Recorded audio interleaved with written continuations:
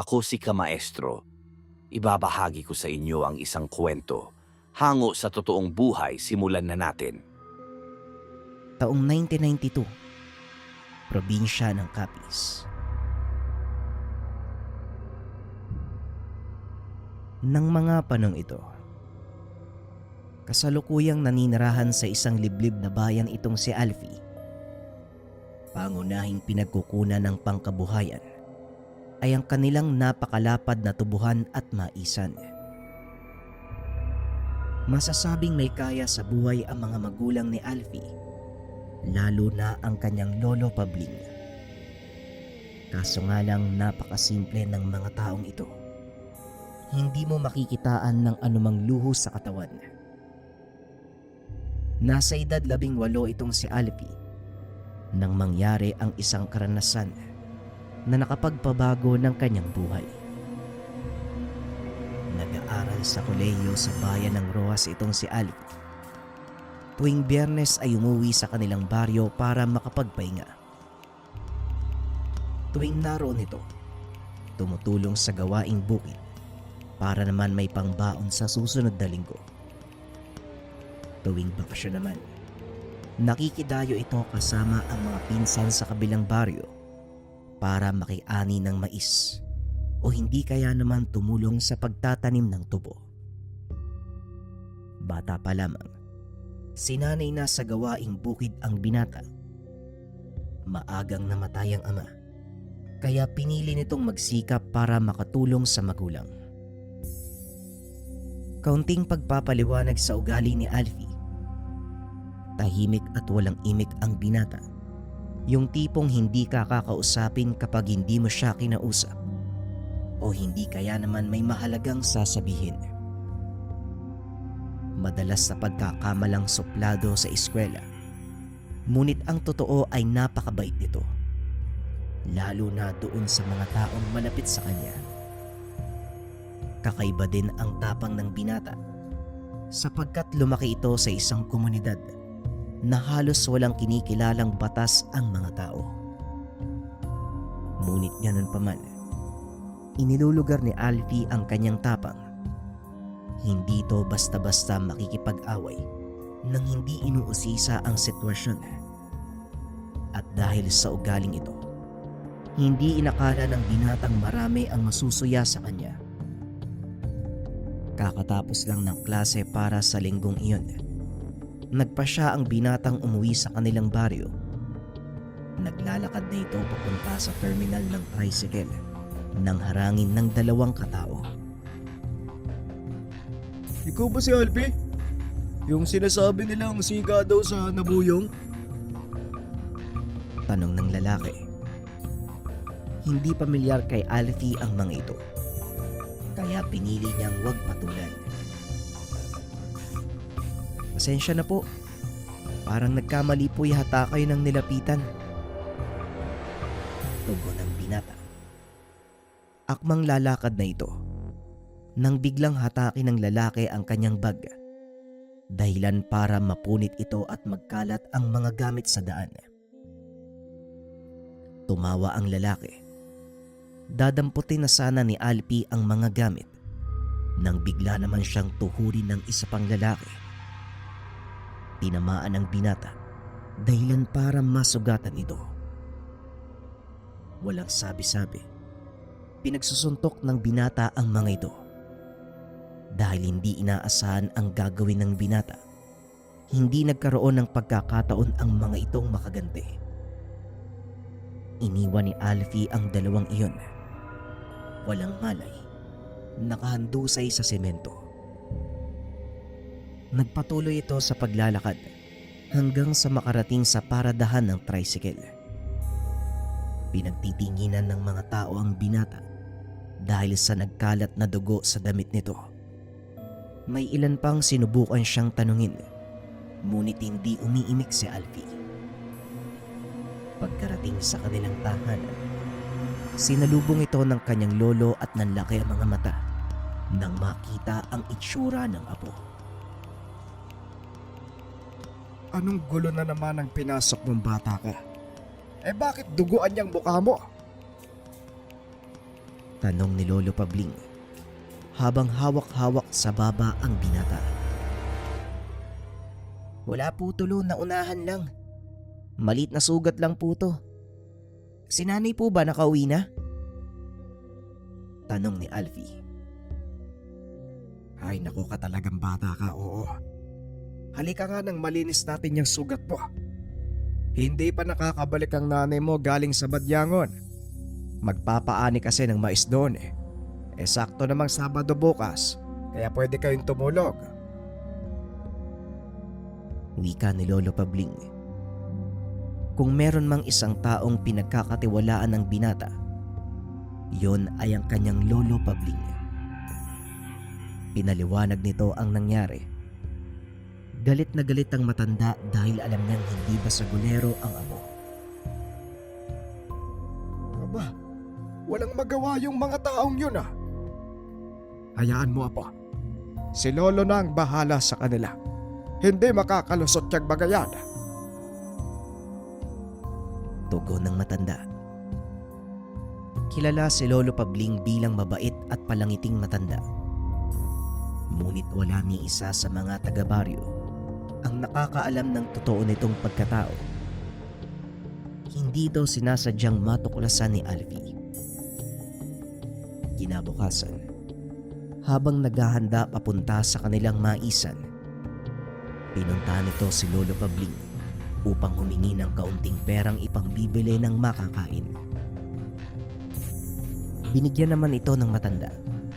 Kaagad na silang umalis. Mahigit 10 minuto silang naglalakad nang biglang mapansin ni Alfie na wala na ang kanilang baong kanin. Nang mga sandaling iyon, kasama niya ang pinsang si Jojo at ang isa pang kamag-anak na itago na lang natin sa pangalang Ashong. Jo, una na muna kayo dun sa maisa na babalik lang ako sa bahay. Nakalimutan ko yung kalderong may lamang kanin. Wika ni Alfie.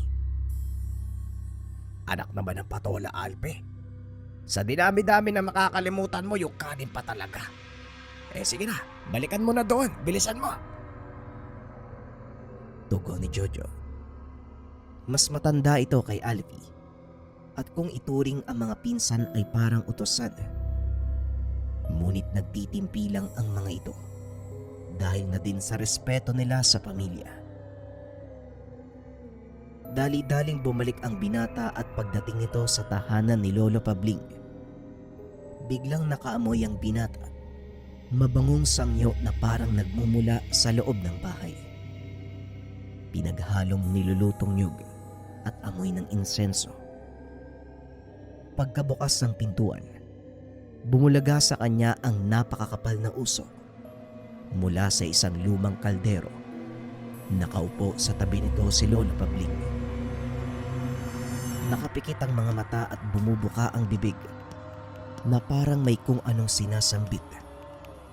Ang kaliwang kamay nito may hawak na itim na balahibo ng ibon.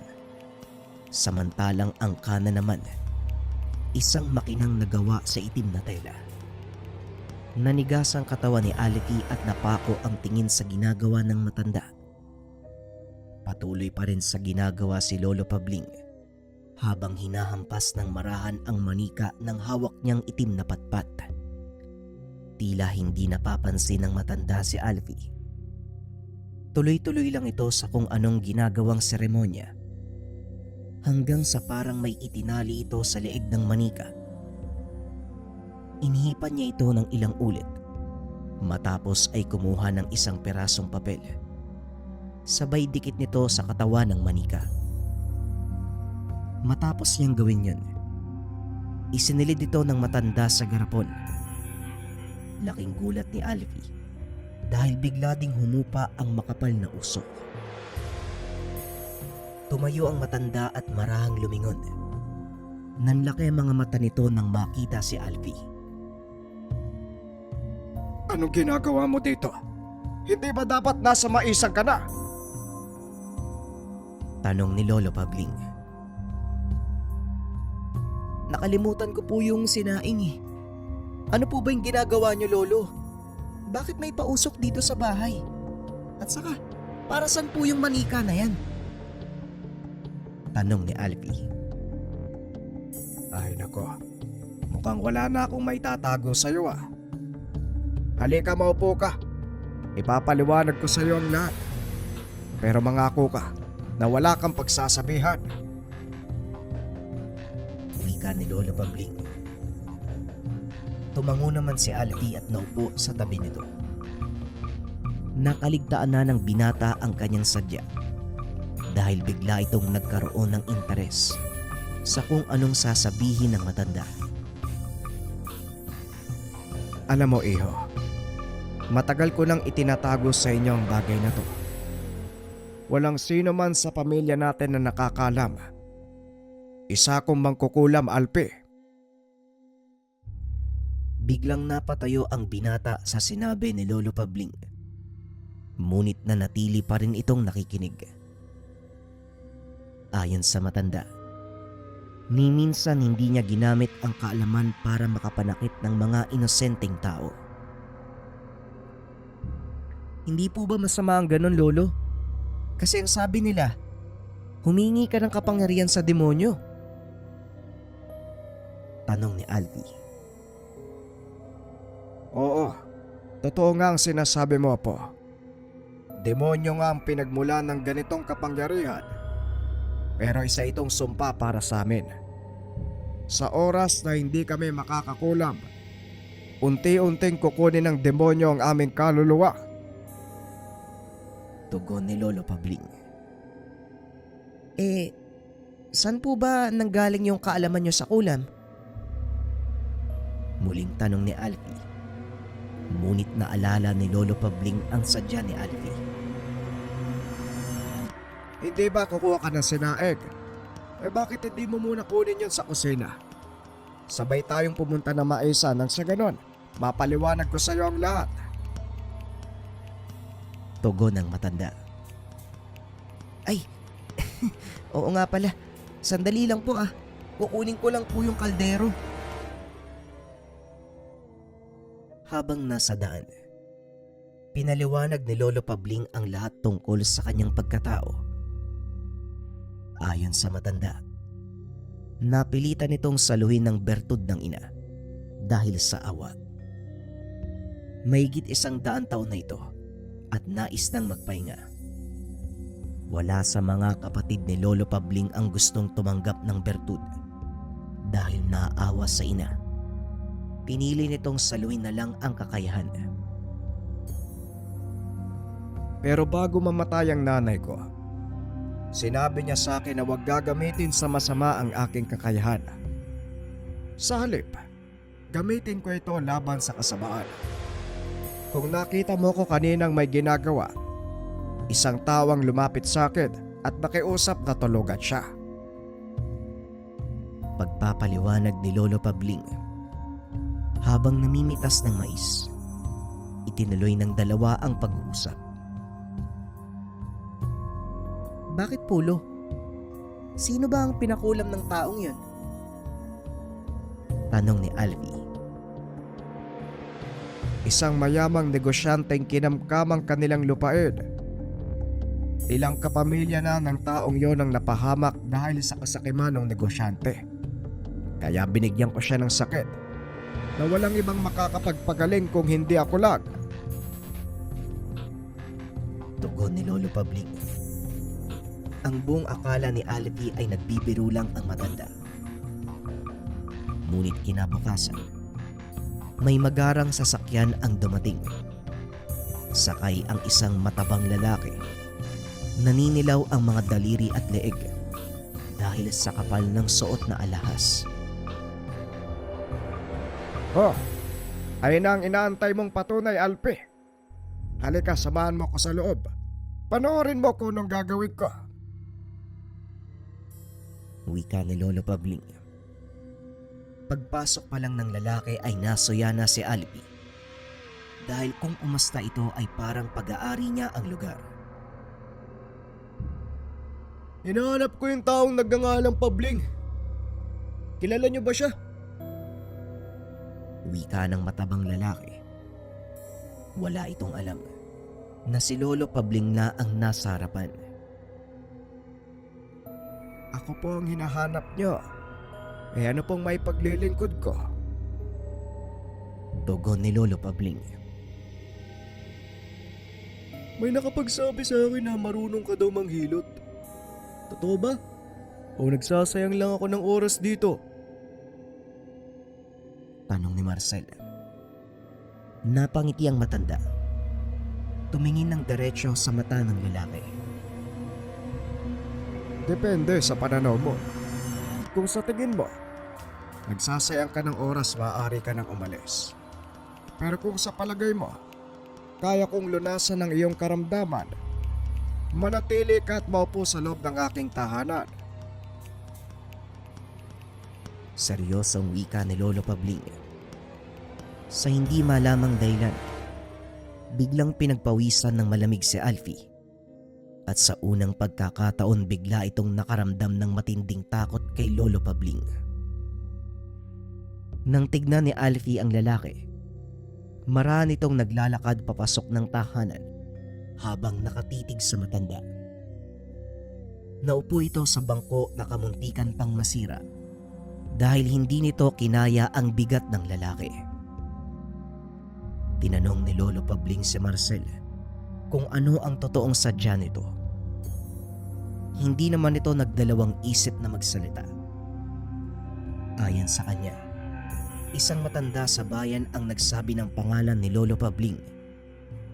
Kagaya ng matanda, isa din itong kilalang manggagamot. Ngunit hindi niya kinaya ang karamdamang taglay ng lalaki. Isang malakas na uri ng kulam ang tumama sa iyo. Maaari mo bang sabihin sa akin kung sinong pinaghihinalaan mong gumawa nito? Tanong ni Lolo Pabling. Ngunit walang alam si Marcel na ang mismong kausap ay ang nagbigay sa kanya ng sakit. Hindi ko nga alam. Ano ba sa tingin mo yung ginagawa ko dito? Kung alam ko, hindi ako magsasayang ng oras sa'yo. Hanapin ko yung taong yun. Papatayin ko yun. Tugon ni Marcel. Eh kung ganun, hindi mo na pala kailangan ng tulong ko. Ang sabi mo, magsasayang ka lang naman ng oras sa akin eh. Muling wika ng matanda. Akmang lalabas na ng bahay nang bigla namang hawakan ni Marcel ang kanyang kamay. Eh pakiusap, handa ako magbayad ng kahit magkano. Pagalingin mo lang ako, ayoko pang mamatay. Napangiti si Alfie sa sinabi nito. Nilingon siya ni Lolo Pabling para sawayin sa pamamagitan ng tingin. Kung gusto mo talagang gumaling, sundin mo ang sasabihin ko. Sa totoo lang, hindi ko kailangan ng pera mo eh. Mas gugustuhin ko pang ayusin mo ang sarili mo. Sapat ng kabayaran yon sa gagawin ko para sa'yo. Tugon ni Lolo Pabling. Eh, kung ganun, basta sabihin mo lang. Sabihin mo lang kung anong kailangan kong gawin. Puntahan mo ang taong huli mong nakabangga. Humingi ka ng kapatawaran at ibalik ang lahat ng kinuha mo sa kanila. Yon ay kung gusto mong gumaling. Kung ayaw mo naman, walang problema eh. Unti-unti ka na lang mabubulok at kakainin ng lupa habang humihinga. Biglang sinapo ni Marcel ang dibdib na tila napagtanto ang sinabi ni Lolo Pabling. Oh, sige, gagawin ko. Pero sigurado ka bang gagaling ako? Tanong ni Marcel. Paglabas mo sa pintong yan, magaling ka na. Pero kapag hindi mo sinunod ang sinabi ko, lalala ang sakit mo at matutupad ang sinabi ko sa iyong mabubulok ka habang humihinga. Tugon ni Lolo Pabling. Matapos ay umalis na si Marcel. Kagad namang lumapit si Alfie sa matanda. Magaling na yun, Lo. Eh parang wala naman yata kayong ginawa. Tanong ni Alfie. Wala pa, iho. Kaya samahan mo ko. Ipapakita ko sa'yo kung paano kung tatanggalin ang sumpa sa kanya.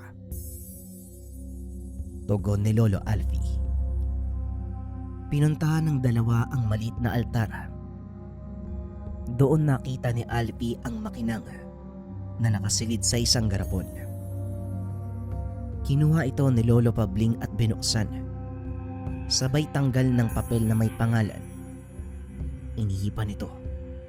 Inilagay sa nagbabagang uling. Nakita ni Alfie ang pangalan ni Marcel sa papel. Maliban dito, kinalas din ng matanda ang buhok na nakatali sa magkabilang braso ng manika. Napukaw ang interes ni Alfie sa ginagawa ng matanda. Hindi nito namamalayan na unti-unti na siyang tinuturuan ng kanyang lolo Pabling. Araw-araw siyang inaabutan ng mga libreta. May nakasulat na dasal. Kinabisado niya ang lahat ng ito. Sinabi kung para saan.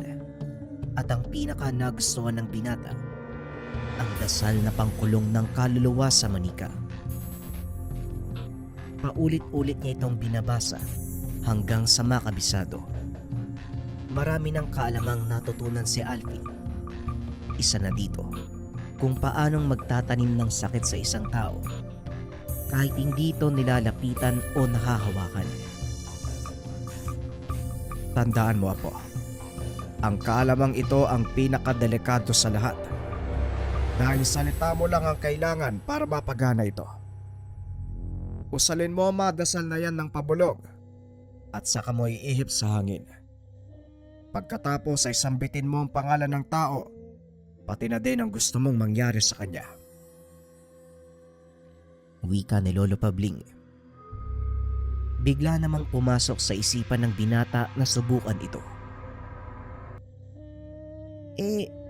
Paano ko po malalaman kung mapapagana ko yung dasal, Lolo? Tanong ni Alfie.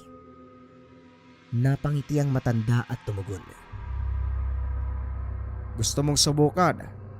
Kung ganon, sumama ka sa akin at may gagawin tayo. Tugon ni Lolo Pabling. Naglakad ang dalawa papunta sa kabilang baryo. Pinuntahan ng mga ito ang isang tindahan kung saan maraming nakatambay ng mga kalalakihan. Tinuro ng matanda ang isang lalaking napakaingay. Ayon sa matanda, yon ang taong nagnakaw ng kanilang kalabaw. 2 taon na ang nakakaraan. Ito rin ang naglagay ng lason sa sapang iniinuman ng mga alagang hayop, dahilan ng halos pagkaubos ng mga baka sa kanilang baryo. Kung gusto mong subukan ang dasal na itinuro ko sa'yo, pwede mong gawin sa taong yan. Pero bago ang lahat, mag-isip ka ng sakit na pwede mong ibigay sa kanya. Wika ni Lolo Pabling. Sinabi din ito ang pangalan ng lalaki.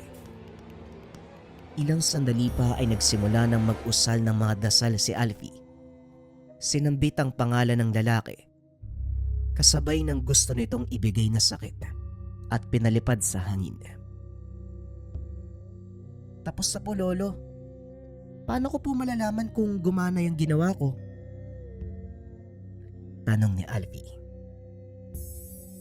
Depende sa sakit na ibinigay mo sa kanya. Teka, ano nga bang binigay mong sakit? Tanong ni Lolo Pabling. Simple lang po, Lo. Binigyan ko lang siya ng maliit na sakit. Pamamaga ng lalamunan. Dapat lang sa kanya yun para tumigil na siya sa pag-inom. Natawa ang matanda sa sinabi ni Alfie. Nakakatuwa ka talagang bata ka, no? Maya-maya lang, mararamdaman niya na ang binigay mong sakit. Kaya umalis na tayo dito. Wika ni Lolo Pabling. Matapos ay dali-daling umalis ang dalawa. Ilang sandali pa ang nakalipas. Nakita ng mga itong ikinarga ang lalaki sa tricycle para dalhin sa bayan. Kitang-kita ni Alpi kung paano itong namilipit sa sakit at sumusuka ng dugo. Bagyang nakonsensya ang binata. Ngunit sa isip nito tama lang ang kanyang ginawa. Alam kong nakukonsensya ka. Pero sa palagay ko, tama lang ang ginawa mo. Huwag kang mag-alala. Dahil kagaya ng sinabi mo, magiging daan din ang ibinigay mong sakit para huminto sa pag-inom ang taong yon. Wala ka na, umuwi na tayo. Sa paglipas ng panahon, lalo pang humusay si Alpi sa aral na itinuro ni Lolo Pabling. Ngunit nanatili pa rin ang kababaang loob nito sa pagtitimpi sa lahat ng bagay. Hanggang sa isang araw, habang naghahandang pumasok, bigla itong nilapitan ng kasama sa boarding house. Galit na galit habang hinahanap ang kanyang pitaka. Hoy Alfie, siguro ikaw yung kumuha ng pitaka ko, no? Ibalik mo na kung ayaw mo masaktan. Wika ng binata na nagngangalang Aris. Nakatitig lang si Alpi sa kanya. Walang reaksyon ng mukha sabay talikod. Dahilan para lalong mainis sa kanya ang kasama. Hinila siya sa damit na naging dahilan kung bakit nasira ang botones ni Alfie. Kung ako sa'yo, Aris, hindi ko gagawin yan. Wala akong kinukuha sa'yo, ha? Bakit ang init ng dugo mo sa akin? Tanong ni Alfie. Paano hindi init yung dugo ko sa'yo? Kayong mga taga-bukid, magdanakaw. Tugon ni Aris. Sadyang matabil ang dila ng binatang ito. Bagay na kinaiinisan ng iba pang kasama sa boarding house. Mag-iingat ka sa pananalita mo, ha? Baka pagsisihan mo lahat ng mga sinabi mo. Wika ni Alpi sabay hawi ng kamay ni Aris. Hindi naman ito nakapagsalita dahil dumating na ang kanilang kasera. Ay teka, ano bang nangyayari dito? Aris, ano na namang kaguluhan to? Ikaw bata ka.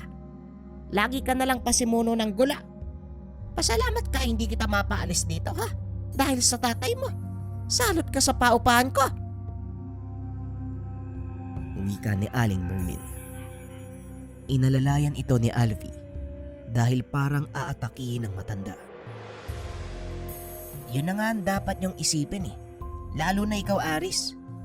Hindi ka sasantoy ng tatay ko sa oras na malaman niya ang mga sinabi mo sa akin. Tatandaan ko lahat yun. At sa susunod na linggo, sisiguraduhin kong magkikita kayong dalawa. Napailing na lang si Alfie sa sinabi nito. Kagad na inalalayan si Aling Merlin palabas ng tahanan upang pumunta sa ospital. Nako Alpi, huwag mo nang pansinin yung Aris na yon, ha? Mapapahamak ka lang. At saka pasensya ka na kung palagi kang napagdidiskitahan nun. Wika ni Aling Merlin. Wala po yan, Aling Merlin. Huwag yun na pong alalahanin. Siguradong darating din po yung pagkakataon. Matututunan ni Aris yung mga leksyon niya sa buhay. Tugon ni Alfie. Pagdating ng ospital, binantayan ng binata si Aling Merlin. Wala ka bang pasok? Ayos lang ako dito, Alpi. Pumunta ka na ng paaralan. Wika ng matanda. Wala pong problema, Aling Merlin. Isa pa, wala naman akong gaano ginagawa sa paaralan eh. Kaya sasamahan na lang po kita. Tugon ng binata. Ngunit ilang sandali ang lumipas. Dumating ang anak ni Aling Merlin. Sinabihan nito si Alpi na bumalik ng boarding house dahil pinasok ni Aris ang kanyang silid. Ikinalat ang mga kagamitan. Pagkarating ng binata sa boarding house, nakita nito ang ilang kalalakihang nakatayo sa labas. Marahang naglakad ang binata papasok ng tahanan nang bigla itong hatakin ng isa sa mga lalaki.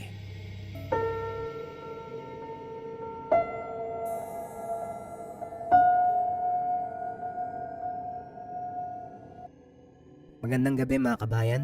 Upload ko mamayang 8 PM yung finale ng kwento. Sana comment din kayo kung nagustuhan niyo yung istorya. Salamat.